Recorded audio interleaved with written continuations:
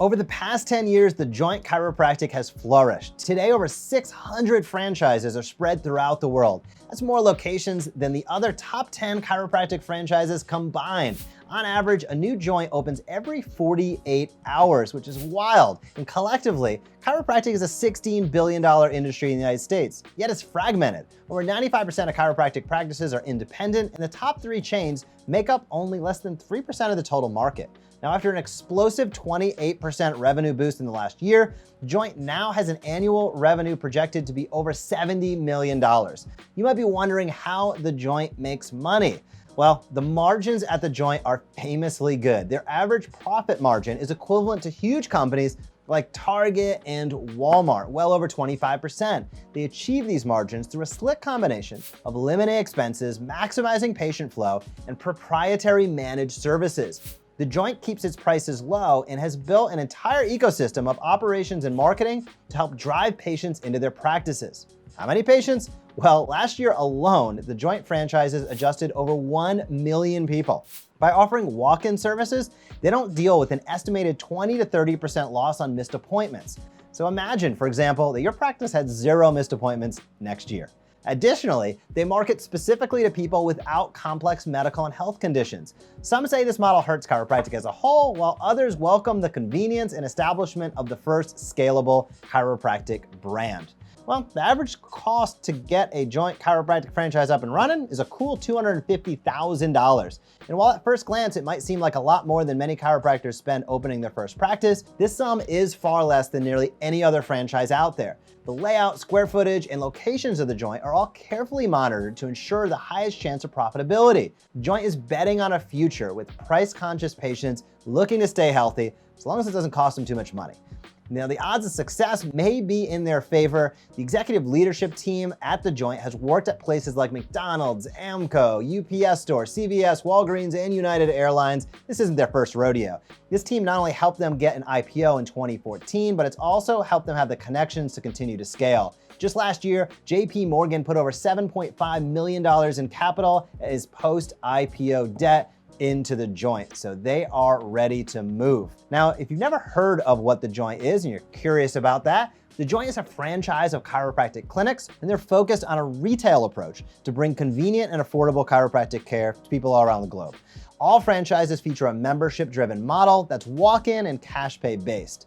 And so what's the big deal about a membership model, you might be thinking? Well, it's estimated that over 85% of their revenue generated is based upon memberships, and they're making a lot of money. The Joint also takes a unique approach to its marketing. Focusing less on medicine and more on lifestyle, they're positioned on the continuum of wellness rather than medical management. Aspirational messaging and candid photos and stories are typically used to showcase the positive lifestyle benefits of their care. Now, if you want to know the Joint by the numbers, what's going on, let's take a look. Just last year, they had over 1.1 million unique patients. They delivered over 8.3 million adjustments. They saw over 500,000 new patients. And again, 85% of their sales came from monthly memberships. With chiropractic positioned as a $16 billion market, the Joint is counting on taking advantage of the statistics that show 50% of Americans don't know what the word chiropractic means, and 30% are scared to see a chiropractor. Right now, chiropractic chains make up only 3% of the total spending within chiropractic. Now, if we compare that to other industries in the dental world, that's about 12%. So it's clear that the Joint feel they have a significant opportunity to grow and potentially 4x over the next few years. Now, you might be thinking, well, that sounds interesting, but how many clinics does the Joint have? Now, let's break down their year-by-year growth since they started in 2010. 2010, they had 12 clinics. 2011, they jumped to 26. 2012, 82 practices. In 2013, they were coming in at 175. In 2014, they grew to 246. In 2015, they hit 312 total practices. In 2016, they hit 370. In 2017, they hit that magic number of 400. 2018, they were nearly at 450. In 2019, 2019, they broke the 500 clinic marker, and in 2020, they have achieved over 600 clinics. Their goal is 1,000 clinics by 2023, and they see their total market size being over 1,800 clinics eventually. Now, the Joint has over 250 clinics in active development right now, and with their recent influx of capital and profitability, it's unlikely their growth is slowing down anytime soon. Roughly 10% of their clinic portfolio is corporately owned and managed, and the remaining 90% are structured as franchises. So if you're curious on how much it costs to start a chiropractic franchise, here you go. The initial investment to start a franchise at the Joint is over $250,000. It's estimated that the initial build-out cost is around $180K, and the franchisee pays a license fee of $40K that first year that transitions to a 7% royalty plus 2% for marketing over time. The estimated break-even is at $25,000 in monthly gross sales, and it's expected to take 3.5 years to have a cash-on-cash return. Now, you also need to have $100K liquid, and you'll need to have a net worth of $250,000 to qualify for franchisee ownership. And while these franchise requirements aren't extreme, it's not uncommon for the franchise owners to be business people and investors as opposed to practicing chiropractors. Now, if you're curious what's the difference between the Joint and other chiropractic clinics, let's break down some of the key points. The Joint is different from many other chiropractic practices in a few very distinct ways. First, the Joint has an average collection fee of $29 per visit, which is about half of the industry standard. Second, the Joint can save a tremendous amount of money on overhead by being cash or private pay and not accepting any insurance. Now, having a cash-based business model, the Joint never has to wait on accounts receivable, insurance denial, or billers. This could account for a 25 to 40% premium on the cash they collect. And it's also saving them the time and hassle of insurance, giving them a strategic advantage to be able to charge less. Additionally, they choose retail-based locations instead of medically based to drive more foot traffic and name recognition. Not uncommon to find a Joint Chiropractic in a strip mall next to a grocery store in the suburbs or in a high-density location in a city.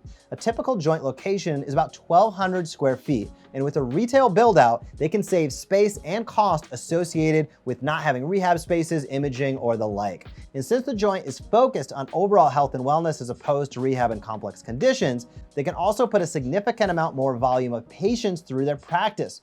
For example, the average number of patient visits per month at a chiropractic practice is about 600, where a Joint franchisee can easily exceed 1,300 visits a month. The combination of cash payments and volume provide the Joint with a significant revenue advantage compared to a typical chiropractic practice. And in healthcare service industry, time is money, and the Joint has figured out a model that enables incredible patient flow in a way that maximizes space and revenue per hour of their team. When you add in corporate, scaled marketing, proprietary EHR, and patient management systems, the Joint has a strategic business advantage in nearly every way over a traditional chiropractic practice. By not accepting insurance and using an adjustment by hand process, the Joint has a cost of goods sold that's extremely low, and this helps pad their profit margins and allows scale without having to have tremendous amount of capital overlay. So what does an average chiropractor make working there? Well, the Joint boasts that they start a chiropractic salary at least $65,000 plus additional performance-based bonuses. Other benefits include ongoing training and support, as well as corporate oversight that can make it attractive to chiropractors who don't want to deal with the business of chiropractic. For this reason, the Joint tends to attract newer chiropractors who are looking for stable jobs. This type of chiropractor, a caregiver, usually isn't focused on building their own franchise, but rather simply on providing care each day to the patients that come in to see them. While many chiropractors who seek stability may dream of practicing in a hospital-based or multidisciplinary clinic, the truth is those positions are few and far between. And with the historic growth and future projections of the Joint, it appears as though far more positions will be available at the Joint than many other corporate positions for the foreseeable future. So if you're looking for a stable job in a company with strong financials, it's hard not to consider the Joint as one of the better options out there. So the question is the Joint good for chiropractic? Well, the Joint has its fair share of haters, as well as those who praise its unique business model and its ability to scale. In my opinion, it's too early to tell whether the Joint will have a significant impact on the chiropractic profession. However, we should know more within the next 3 to 5 years with their growing market share. For now, the Joint Chiropractic is uniquely positioned as a low-cost, readily available, membership-based chiropractic chain that provides adjustments to those who need a quick crunch. Most chiropractors, especially with specific niches, shouldn't be concerned about quote-unquote competition from the Joint. Most chiropractors, their business model, ideal client, and operations are so wildly different, then worrying about the joint would be like Nobu being concerned about a local PF Chang's opening up. Now, if you're an investor, is the Joint Chiropractic a good franchise? Well, this isn't investment advice, but it certainly looks as though the joint has grown and will continue to grow for the foreseeable future. Their marketing, target market, operations playbook, and franchise model appear to be performing very well. So I guess you could say, roll them if you got them. Hey, what's going on? If you loved that video, be sure to subscribe to this channel. The Evidence-Based Chiropractor puts out videos all the time at the intersection of marketing and research, showing you how to grow your practice while also growing your knowledge base. So if you liked it, be sure to comment down below or hit subscribe, and I'll see you in the next video.